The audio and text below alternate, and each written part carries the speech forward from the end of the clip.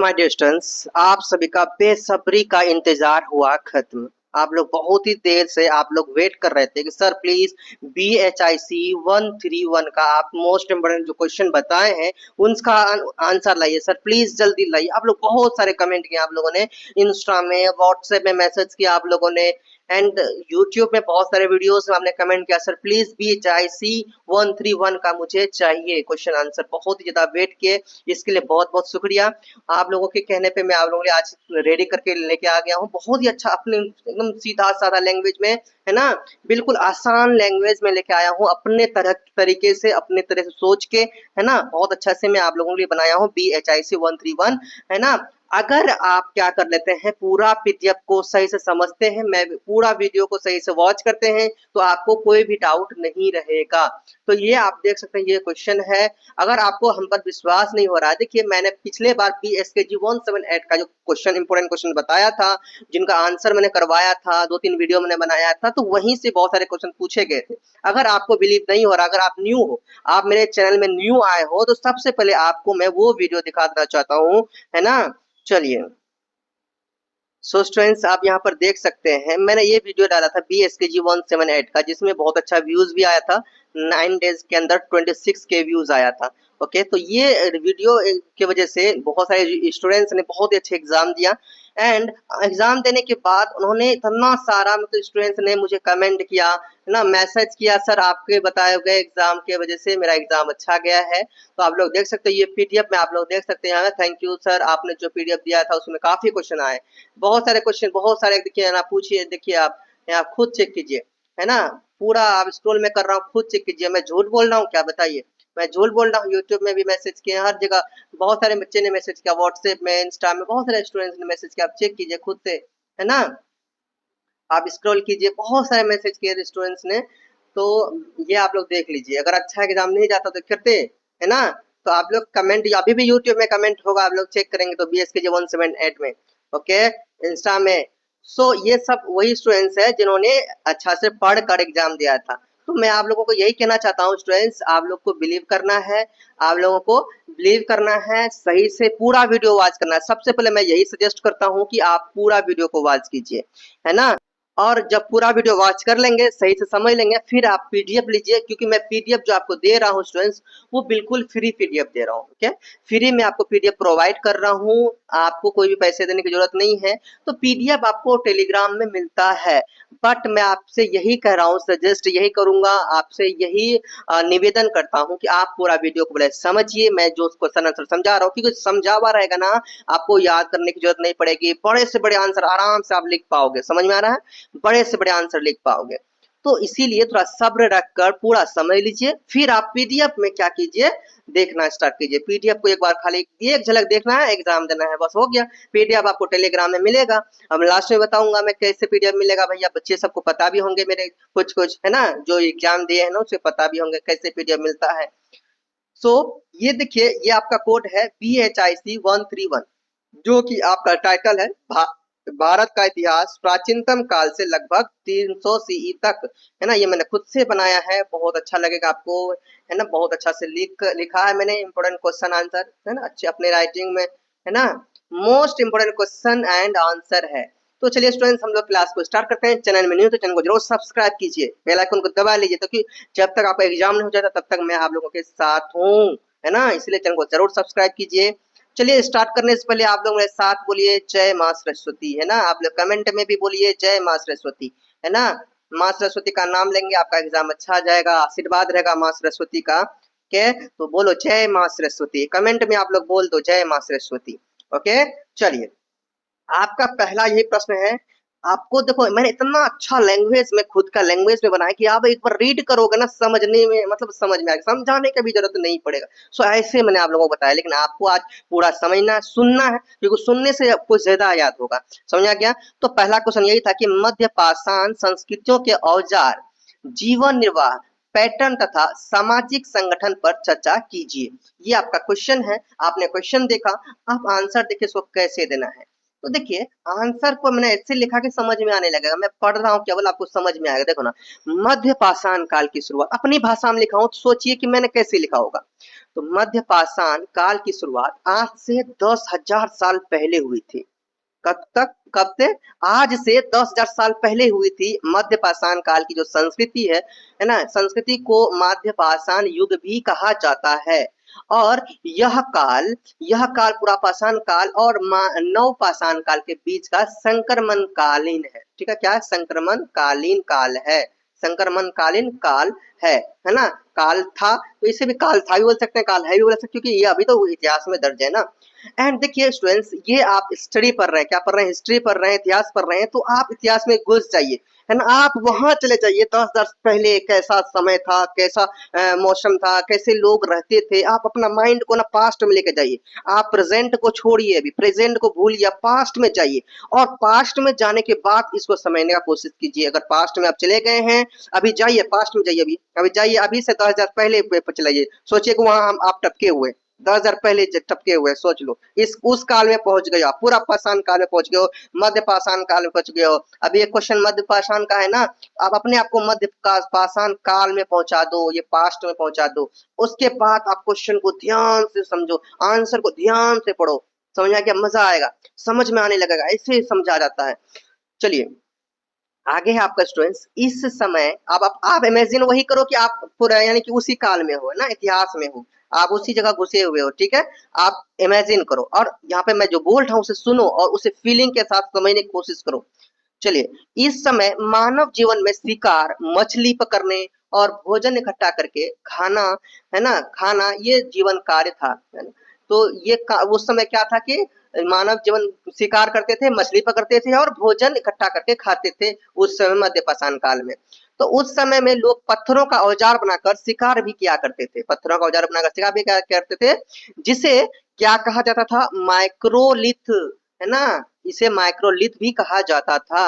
मध्य पाषाण काल में, मध्य पाषाण कहा जाता है भी है, बट यहाँ पे था भी बोल सकते हैं, कोई दिक्कत नहीं है, क्योंकि पास्ट की बात चल रही है ना।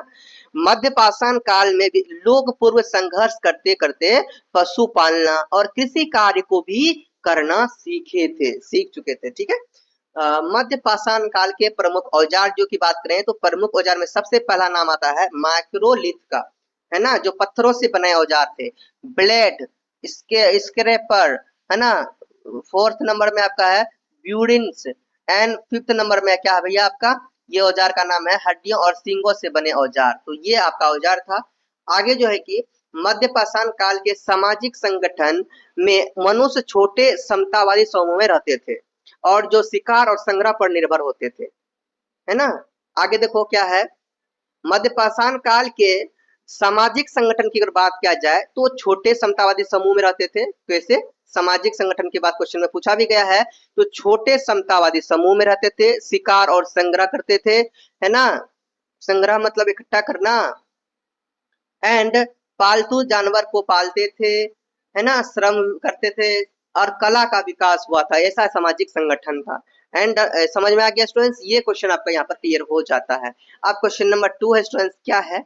क्वेश्चन नंबर 2 इंपोर्टेंट क्वेश्चन आपका है कि मौर्य साम्राज्य की अर्थव्यवस्था तथा समाज पर चर्चा कीजिए।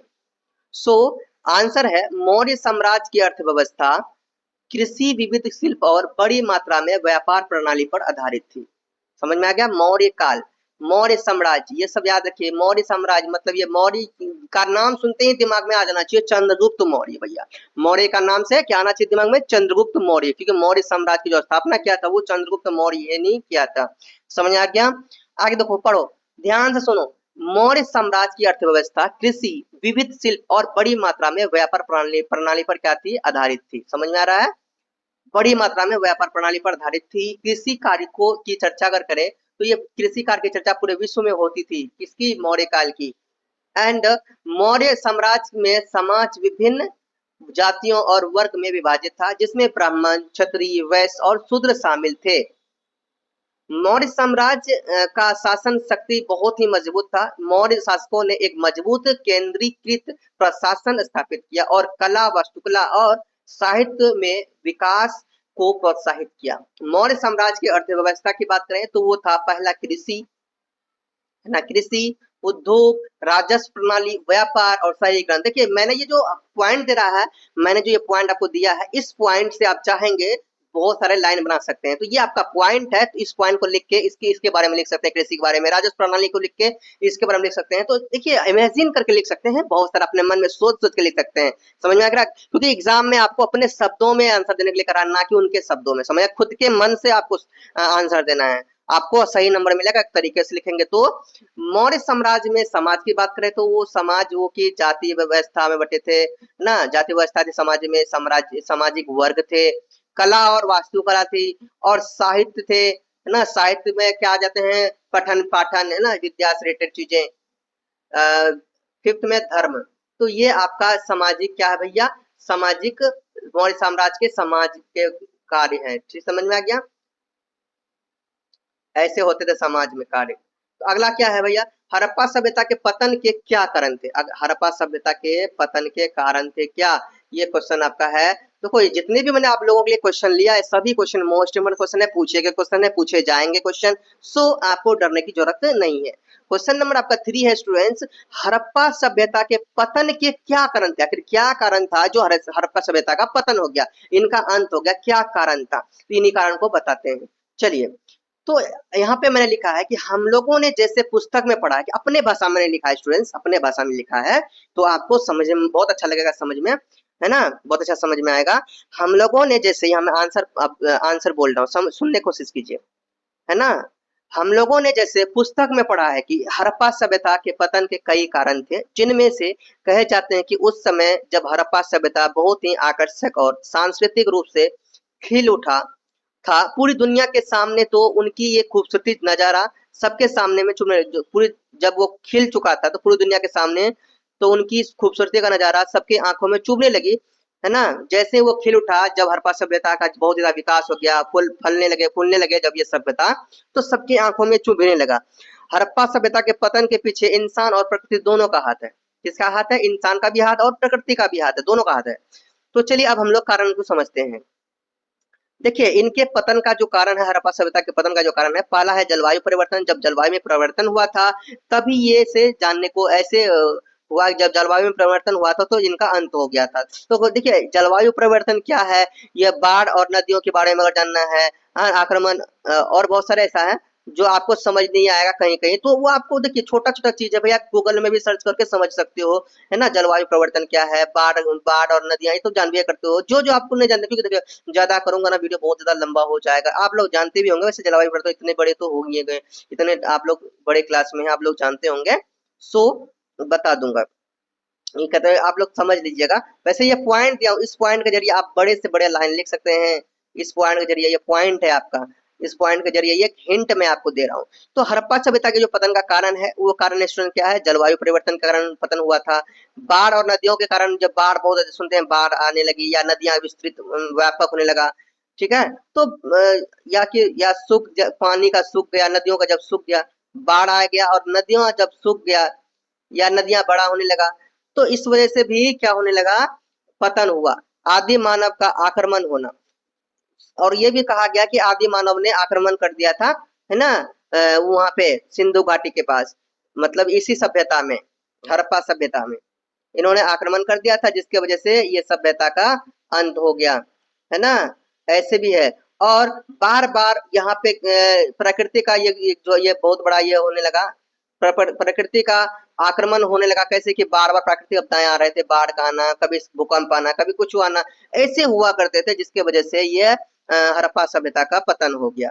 समझा गया। क्वेश्चन नंबर आपका 4 क्या है स्टूडेंट्स, क्वेश्चन नंबर 4 है, भारत पर सिकंदर के आक्रमण का वर्णन कीजिए। भारत पर सिकंदर ने आक्रमण किया, है ना, किया था, बट किया कैसे किया, क्या किया, कैसे हुआ, इनके बारे में आपको बताना है, जिनके बारे में चर्चा करना है। तो मैंने जैसे लिखा है तो समझिए, और इसके बारे में बहुत सारे आप लाइन लिख सकते हैं, ठीक है। समझने के बाद बहुत सारे लाइन लिख सकते हैं। तो आंसर देखिए, भारत, फिर क्वेश्चन पढ़ू, भारत पर सिकंदर के आक्रमण का वर्णन कीजिए। तो आंसर है, भारत पर सिकंदर का आक्रमण 326 ईसा पूर्व में हुआ था। देखिए स्टूडेंट्स, ये ईसा पूर्व, ईसवी पूर्व क्या है, इनके बारे में मैंने अलग से वीडियो बनाया है, वो वीडियो को आप लोग देखिए, सर्च करिए, वो वीडियो आपको मिलेगा, खोजिए, है ना। ईसा पूर्व और ईसवी पूर्व, देखिए सिर्फ एग्जाम पास होने के लिए नहीं पढ़िए, नॉलेज के लिए भी पढ़िए भैया। समझ में आ रहा है। चलिए 326 ईसा पूर्व में हुआ था। भारत पर आक्रमण करने वाले जो पहले व्यक्ति थे वो सिकंदर को ही माना जाता है। यह एक यूनानी शासक था जिसने विश्व विजयी महत्वाकांक्षा के साथ भारत पर आक्रमण किया, जिन्होंने विश्व विजय का सपना देखा, है ना, कि पूरे दुनिया में मैं विजय होऊंगा, पूरी दुनिया में, है ना, पूरा दुनिया को जीतूंगा। पूरा दुनिया को जीतने का उन्होंने, सिकंदर ने ये महत्वाकांक्षा रखा था और पूरी दुनिया को जीत भी लिया भैया। अब सुनो तो सही, 326 ईस्वी पूर्व में सिकंदर ने जब सिंधु नदी को पार करके तक्षशिला की ओर प्रस्थान किया और भारत पर आक्रमण किया, तो सिकंदर के आक्रमण का भारत पर बहुत महत्वपूर्ण प्रभाव पड़ा, जिसने भारत और यूनान के बीच व्यापार और संस्कृति का आदान प्रदान हुआ। बट अब देखो कैसे हुआ, सिकंदर की जो सेना थी वो झेलम नदी के तट पर पोरस के साथ युद्ध किया। सिकंदर जब सब जगह से जीत गया तो वो आया उनकी पोरस से युद्ध करने। लास्ट में, अंतिम में भारत आया पोरस से युद्ध करने, क्योंकि लास्ट उसी से जीतना था, पोरस से ही जीतना था। तो पोरस से जीतने के लिए वो आए। सिकंदर की सेना ने झेलम नदी के तट पर पोरस के साथ युद्ध भी किया। एंड इस युद्ध में हुआ क्या, यह युद्ध बहुत ही भयानक भयंकर था, लेकिन अंततः इस युद्ध में सिकंदर की ही विजय हुई, है ना, क्योंकि उसके पास सेना बहुत अधिक थे, उसके पास पावर बहुत अधिक था। जो पूरा दुनिया को जीत लेगा उसके पास तो पावर होगा ही भैया, तो बहुत अधिक पावर था। इस वजह से वो सिकंदर ने लास्ट में वो जीत लिया, ठीक है। लेकिन हुआ क्या, सिकंदर अपने मकसद में कामयाब हो गया, लेकिन हुआ ये कि सिकंदर ने यहाँ की जो संस्कृति, एकता और विचार को देखा तो उसे एहसास हुआ कि दुनिया, है ना, एहसास हुआ कि दुनिया में सबके दिलों में नफरत और डर जगाकर, है ना, डर डर लिखा हो नहीं समझना, तो डर डर समझना, ठीक है, ये डर समझना। तो दुनिया में सबके दिलों में नफरत और डर जगाकर जंग नहीं जीती जाती है, जंग तो लोगों के दिलों में प्रेम जगाकर जीती जाती है। उसे इस बात का एहसास हुआ कि लोगों को डरा के, धमका के, लोगों के दिल में नफरत पैदा करके हम कभी भी जंग नहीं जीत सकते हैं। जंग तब जीतेंगे जब लोगों के अंदर में प्रेम जगाएंगे, लोग हमसे प्यार करेंगे, लोग हमसे प्यार करेंगे, इस इज्जत देंगे, रिस्पेक्ट करेंगे, है ना। तो ये सब इस तरह से हम क्या करेंगे, जंग जीतेंगे। तो इसे लड़ाई झगड़ा करके, है ना, युद्ध करके कोई भी जंग नहीं जीत सकता। ये एहसास हुआ उसे, जंग तो जीत लिया था बट उसे एहसास हुआ कि जंग सिर्फ नफरत से या युद्ध करके नहीं जीता नहीं जाता है, उसे प्रेम से जीता जाता है। तो ये हुआ बात। अब आगे देखो क्या हुआ। इस तरह से सिकंदर ने पोरस को बहादुरी से प्रभावित, है ना, इस तरह सिकंदर ने पोरस की बहादुरी से प्रभावित होकर उसने उसका राज वापस कर दिया। तब क्या हुआ, सिकंदर ने पोरस का बहादुरी दिखा, उन्होंने कैसे संघर्ष करके, कैसे युद्ध किया उनसे लड़ने के लिए, बार बार हर तरह से टूट गया फिर भी वो लड़ा उससे, तो उन्होंने बहादुरी से देखा उनका। आप लोग ये कहानी नहीं देखे हो पोरस का तो जरूर देखना भाई, अगर टाइम मिले तो जरूर देखना, बहुत अच्छा ऐतिहासिक स्टोरी है, बहुत अच्छा लगेगा आपको ये स्टोरी, देखिएगा कितना मजा आता है। तो उन्होंने उनका बहादुरी देखा और उन्होंने क्या किया, खुद को उनका जो राज्य था उसे लौटा दिया, नहीं कहा मैं नहीं छीनूंगा, कुछ भी भारत में नहीं करूंगा, है ना, भारत में कोई नुकसान नहीं पहुंचाऊंगा, अब कोई नुकसान नहीं पहुंचाऊंगा, ऐसे कहा। उसका राज्य वापस कर दिया और इस तरह से भारत की अंत में क्या होगी, बहुत बड़ी जीत हुई। जीत कैसे हुई, प्रेम से, समझ में आ गया। तो ये आपका कहानी था। अगला क्वेश्चन, नेक्स्ट क्वेश्चन क्या है स्टूडेंट्स, क्वेश्चन नंबर 5 आपका स्टूडेंट्स, क्वेश्चन नंबर 5 देखिए। क्वेश्चन नंबर 5 देखिए क्या है कि दक्कन और तमिलहम में प्रारंभिक राज्य निर्माण पर एक लेख लिखिए। तो आंसर देखिए मैंने लिखा है, दक्कन और तमिलहम में प्रारंभिक राज्य निर्माण की बात करें तो दक्कन में सातवाहन और तमिलहम में चोल और पांड्य राजवंशों का उदय हुआ, ठीक है। तो अब देखो यहाँ पर बात करते हैं, ये जो सातवाहन है ये क्या है, तो सातवाहन को समझिए। सातवाहन पहली शताब्दी ईसा पूर्व में सातवाहन वंश ने दक्कन में एक महत्वपूर्ण राज्य की स्थापना की। यह राज्य मौर्य साम्राज्य के बाद उभरा। ये जो सातवाहन जो उभरा वो मौर्य साम्राज्य के बाद ही उभरा, जब मौर्य साम्राज्य का अंत हो गया था, खत्म हो गया था, तो उसके बाद ही ये चीज आया था। एंड दक्कन क्षेत्र में राजनीतिक एकीकरण में महत्वपूर्ण भूमिका भी निभाई गई जब ये सातवाहन का स्टार्टअप हुआ, ठीक है। उसके बाद आता है तमिलहम में प्रारंभिक राज्य। तो चोल और पांड्य क्या थे, ये प्रारंभिक राज्य थे तमिलहम के। तो आज के केरल और तमिलनाडु के नाम लोग सुने होंगे। तो आज के केरल और तमिलनाडु पुराने समय में एक ही राज्य था, तमिलहम। तो आज जो आप लोग देख रहे हैं, हम लोग देख रहे हैं केरल और तमिलनाडु, इसका नाम जो सुन रहे हैं वो पुराने समय में क्या थे, तमिलहम ही थे, समझ गया। और यही उदय हुआ क्या, चेर, चोल और पांड्य राजवंशों का। चेर की राजधानी वंची थी और यह वे पश्चिमी तट पर उदय हुआ। कहाँ पे, पश्चिमी तट के पास, भारत के पश्चिमी तट के पास उदय हुआ, किसका, चेर का। चोल की अगर बात किया जाए, चोल की जो राजधानी है वो उरैयूर है ना, उरैयूर थी, और वे कावेरी नदी के डेल्टा क्षेत्र में स्थित हुए। नेक्स्ट है पांडे की राजधानी मुदेरी, पांडे है ना, पांडे भी था ना, चोर चेर पांडे। तो यहाँ पे चेर चोल पांडे में से पांडे की जो राजधानी थी वो मुदेरी थी, और इसका जो उदय भारत के दक्षिण भाग में हुई थी। स्टूडेंट्स ये क्वेश्चन भी कंप्लीट होता है। अब नेक्स्ट क्वेश्चन देखिए।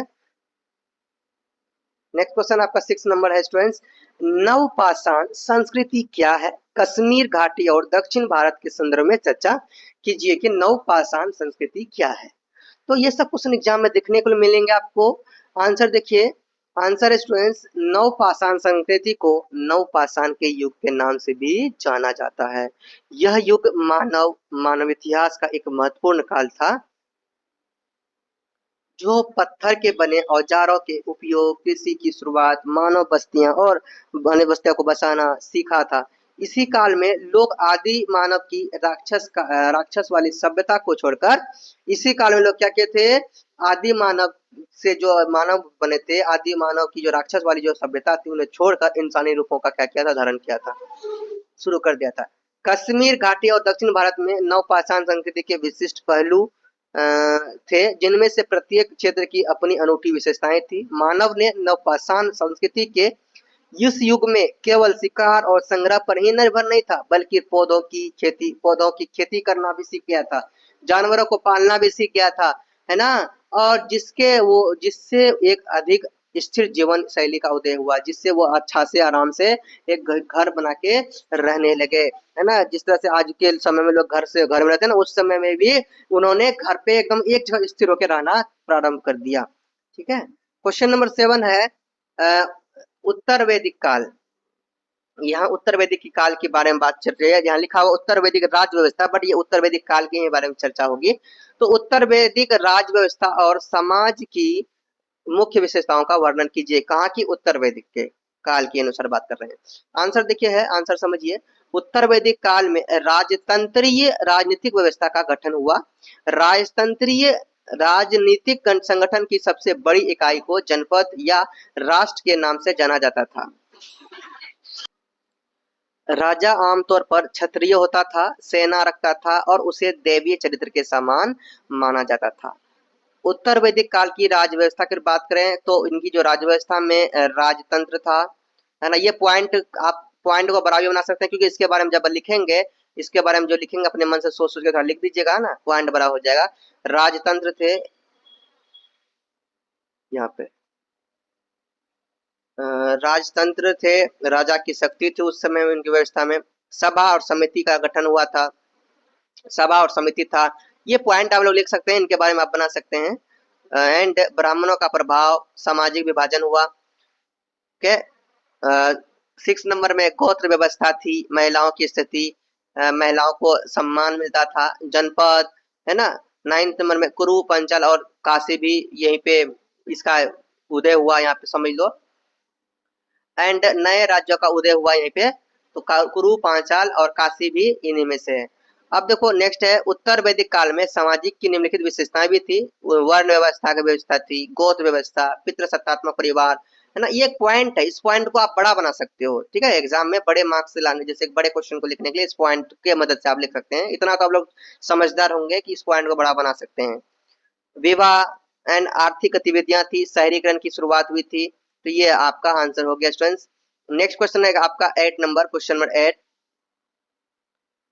प्राचीन भारतीय इतिहास के पुनर्निर्माण में प्रयोग किए जाने वाले पुरातात्विक स्रोतों पर चर्चा कीजिए। आंसर है स्टूडेंट्स, प्राचीन भारतीय इतिहास के पुनर्निर्माण में पुरातात्विक स्रोत बहुत महत्वपूर्ण है। पुरातात्विक स्रोतों की चर्चा करें तो वह है अभिलेख, सिक्के, स्मारक, मूर्तियां और चित्रकला। इन स्रोतों की सहायता से प्राचीन काल की विभिन्न मानवीय गतिविधियों की काफी सटीक जानकारी मिलती है। भारत के लिए प्राचीन भारत के इतिहास और संस्कृति पुनर्निर्माण के लिए बहुत पुरातात्विक स्रोत अमूल्य है। वे ठोस सबूत प्रदान करते हैं जो पाठ्य स्रोतों में पाई जाने वाली जानकारी के पूरक हैं। क्वेश्चन नंबर 8 भी कंप्लीट होता है। अब देखिए क्वेश्चन नंबर 9 है। क्वेश्चन नंबर 9 है स्टूडेंट्स, आरंभिक वैदिक अर्थव्यवस्था और समाज की प्रमुख विशेषताएं क्या है? तो आरंभिक वैदिक अर्थव्यवस्था में आपका आ जाता है पशुपालन, कृषि, वस्तु विनिमय, धातु और सिक्के और उद्योग, है ना, उद्योग और शिल्प। तो ये आपका पॉइंट है। इस पॉइंट को आप बड़ा बना के लिखेंगे ताकि आपका वो 20 मार्क्स कंप्लीट हो, है ना। 4 से 5 पेज आप लिखे। इस पॉइंट को और आगे भी बढ़ाइएगा क्योंकि कृषि लिख के आपको इसके बारे में बताना है, पशुपालन लिख के इसके बारे में बताना है, तो इतना जानते ही होंगे। आगे नेक्स्ट है आरंभिक वैदिक काल की समाज। नंबर 1 कबीलाई, नंबर 2 समानतावादी, नंबर 3 पितृसत्तात्मक, नंबर 4 वर्ण व्यवस्था एंड नंबर 5 स्त्रियों का सम्मान, नंबर 6 संयुक्त परिवार, नंबर 7 अतिथियों का सम्मान और नंबर 8 नृत्य का आयोजन। तो ये आपका पॉइंट था। इस पॉइंट की मदद से आप इस क्वेश्चन को और भी बड़ा कर सकते हैं क्योंकि मैंने सिर्फ विशेषताएं लिया है, अर्थव्यवस्था लिया है, इसके बारे में आप और भी खुल के विचार करेंगे तभी तो आपका 5 पेज कंप्लीट होगा, 4 पेज कंप्लीट होगा। अब देखिए नेक्स्ट क्वेश्चन आपका क्या है। क्वेश्चन नंबर 10, साम्राज्य की अवधारणा क्या है? क्या मौर्यों ने एक साम्राज्य का निर्माण किया? ये क्वेश्चन है। तो समझिए, साम्राज्य एक ऐसी राजनीतिक व्यवस्था को संदर्भित करती है जिसमें एक शासक या शासक वर्ग कई क्षेत्रों या राज्यों पर क्या करता है, शासन करता है। इस प्रश्न के अनुसार मौर्य वंश के संस्थापक चंद्रगुप्त मौर्य ने एक विशाल साम्राज्य का निर्माण किया था। चंद्रगुप्त मौर्य ने 322 ईसा पूर्व में कुटिल राजा, दुष्ट राजा धनानंद को अंत किया, है ना। अंत कर नंद वंश का क्या, नंद वंश को ही फेंक दिया, उठाकर नंद वंश को क्या क्या उखाड़ कर फेंका। और उसके बाद चंद्रगुप्त मौर्य ने पूरे उपमहाद्वीप में मौर्य साम्राज्य का स्थापना किया, गठन किया, है ना, निर्माण किया। तो इस तरह से स्टूडेंट्स ये आपका क्वेश्चन है। ये मैं समझ लो कि मैं हिंट दे रहा हूँ आपको। इस हिंट की मदद से आप बहुत सारे आंसर, बड़े बड़े आंसर लिख सकते हैं। ओके, मैं अगर सभी क्वेश्चन का 5-5 पेज लिखूं, 4-4 पेज लिखूं तो फिर फायदा ही क्या है भैया। आप लोग थोड़ा सा समझ के भी लिखेंगे क्योंकि भाई मेरा भी मेहनत करना पड़ता है। मैंने भी खुद से हाथ से लिखा है, ठीक है। टाइम लगा इसमें लिखने में, सोचना पड़ा, थोड़ा सेट करके लिखना पड़ा ताकि आप लोग अच्छा से पढ़ के समझ पाए, तो इसलिए टाइम भी लगा। ये नहीं कि कहीं से हम उठा के डायरेक्ट डाल दिए, ऐसा नहीं।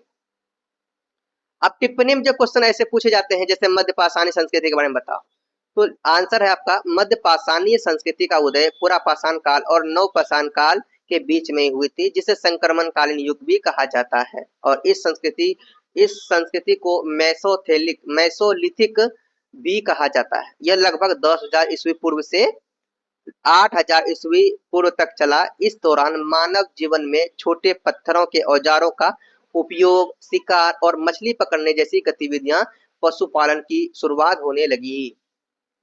क्वेश्चन नंबर 11 भी कंप्लीट। क्वेश्चन नंबर 12 में आपका जो टिप्पणी है वो देखिए क्या है। प्रारंभिक हड़प्पा संस्कृति, है ना, ये आपका टिप्पणी है। तो इसको देखते हैं, सुनने की कोशिश कीजिए, समझने की कोशिश कीजिए। तो प्रारंभिक हड़प्पा संस्कृति को पूर्व हड़प्पा संस्कृति भी कहा जाता है, जिसका निर्माण सिंधु घाटी के पास हुई थी एंड और इसे सिंधु घाटी सभ्यता के विकास का पहला चरण माना गया। यह लगभग 3300 ईसा पूर्व से लगभग 2600 ईसा पूर्व तक चला और फिर इसी दौरान छोटे गांवों और कस्बों का विकास हुआ, जो बाद में हड़प्पा संस्कृति का बड़ा शहर बना।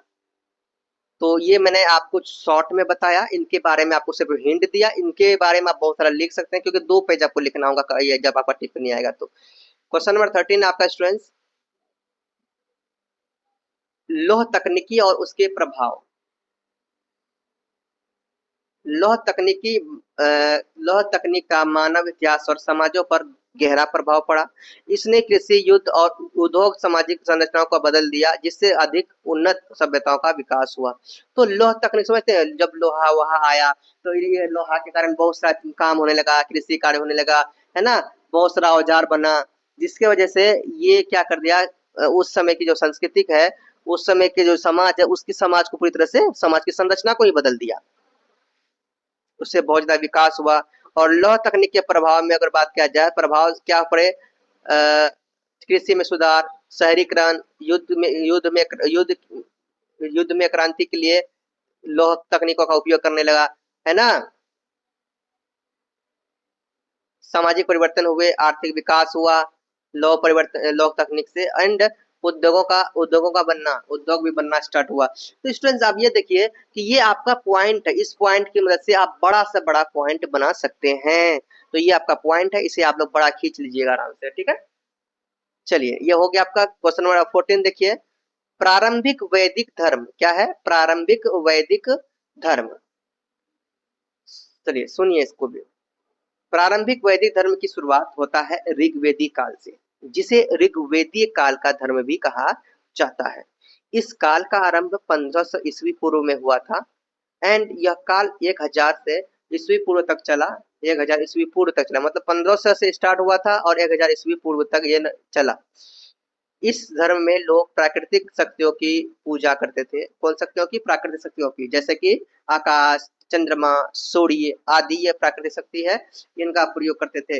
एंड वे देवताओं को प्रसन्न करने के लिए प्रार्थनाएं भी करते थे और प्रार्थनाएं भी करते थे, यज्ञ भी किया करता था, ताकि उनके जो शारीरिक है उनका उनका सुरक्षा हो सके, शरीर स्वस्थ हो पाए, है ना। उनको कोई किसी बात का क्या नहीं हो, किसी बात का नुकसान ना हो शरीर पे, और भौतिक लाभ हो सके, मतलब वो कमा सके, है ना। चलो अगला है आपका क्वेश्चन, ये जो टिप्पणी में 15 नंबर में क्या है, टिप्पणी महावीर का, तो इसको भी समझिए। महावीर, प्राचीन इतिहास की बात करूं तो प्राचीन इतिहास में महावीर की भी अपनी एक अलग इतिहास है। महावीर की क्या है, ये अपनी एक अलग इतिहास है। महावीर जैन धर्म के 24वें और अंतिम तीर्थकर थे। महावीर कौन थे, जैन धर्म के 24वें और अंतिम तीर्थकर थे। एंड इस अंतिम तीर्थकर को वर्धमान में, है ना, वर्धमान के नाम से भी जाना जाता है। क्या जाना जाता है, वर्धमान के नाम से। ये महावीर को, यह जो अंतिम तीर्थकर थे, इन तीर्थकर का नाम को क्या जाना जाता, वर्धमान के भी नाम से जाना जाता था। एंड उनका जो जन्म हुआ था 599 ईसा पूर्व में हुआ था, और उन्होंने 30 वर्ष की आयु में सांसारिक जीवन को त्याग दिया और संन्यास ग्रहण किया। महावीर ने जैन धर्म के सिद्धांतों का प्रचार किया, जिसमें अहिंसा, सत्य, है ना, अचौर्य यानी चोरी ना करना, ब्रह्मचर्य, और ब्रह्मचर्य तो जानते ही होंगे आप सब, एंड अपरिग्रह, आवश्यकता से अधिक धन या संपत्ति ना रखना के बारे में लोगों को समझाया। कौन, महावीर ने। तो ये आपका पॉइंट था, हिंट था, आप लोग देख लीजिए। क्वेश्चन नंबर आपका 16 है, टिप्पणी है, कौटिल्य का अर्थशास्त्र। कौटिल्य का दूसरा नाम ही चाणक्य और विष्णुगुप्त है, जिसने अर्थशास्त्र नामक ग्रंथ की रचना किया। यह एक प्राचीन भारतीय ग्रंथ है जो राजनीति, अर्थशास्त्र और सैन्य प्रणीति पर लिखा गया है। चाणक्य सम्राट चंद्रगुप्त मौर्य के महामंत्री, और चाणक्य क्या थे, चाणक्य सम्राट चंद्रगुप्त मौर्य के महामंत्री और आचार्य भी थे, गुरु भी थे। एंड चाणक्य के अर्थशास्त्र के में जो कि ज्ञान की, चाणक्य अर्थशास्त्र के ज्ञान की मदद से ही चंद्रगुप्त महान सम्राट बना। ठीक है, उन्होंने चाणक्य ने चंद्रगुप्त को बहुत सारा ज्ञान दिया, बहुत कुछ सिखाया, खुद से उन्होंने उसको तैयार किया, खुद से उन्होंने योद्धा बनाया, है ना। तभी आज महान चंद्रगुप्त योद्धा महान है वो, है ना, अभी भी उसका नाम चलता है। तो ये महान बना भैया, उसके पीछे गुरु का हाथ था। तो गुरु बहुत बड़े होते हैं भैया। माँ बाप सिर्फ जन्म देते हैं, उस लायक पहुंचाते हैं कौन, गुरु पहुंचाते हैं, है ना। सफलता तक कौन पहुंचाते हैं, गुरु पहुंचाते हैं। माँ बाप सिर्फ जन्म देते हैं, अच्छे संस्कार देते हैं, बट मंजिल तक पहुंचाने का काम गुरु ही करते हैं। इस अर्थशास्त्र में एक ऐसी शासन पद्धति का भी विधान किया गया है ना, जिसमें राजा या शासक प्रजा का कल्याण संपादन करने के लिए शासन करता है। तो यानी इसमें विद्वान किया गया है ना, दिया गया है कौटिल्य के चाणक्य, यानी कि चाणक्य के अर्थशास्त्र में। तो आप लोग थोड़ा सा इसको और भी बुक भी पढ़ा कीजिएगा, कोशिश कीजिएगा, अगर आपके पास बुक हो तो इन सब चीजों के बारे में बुक में भी आप लोग कोशिश करेंगे पढ़ने का। अब आपका है मेहरगढ़। तो मेहरगढ़ में क्या है भैया, मेहरगढ़ पुरातात्विक दृष्टि से महत्वपूर्ण एक स्थान है जहां नवपाषाण युग के बहुत से अवशेष मिले हैं। मेहरगढ़ की एक नवपाषाणिक पुरातात्विक स्थल है जो वर्तमान के बलूचिस्तान प्रांत में स्थित है।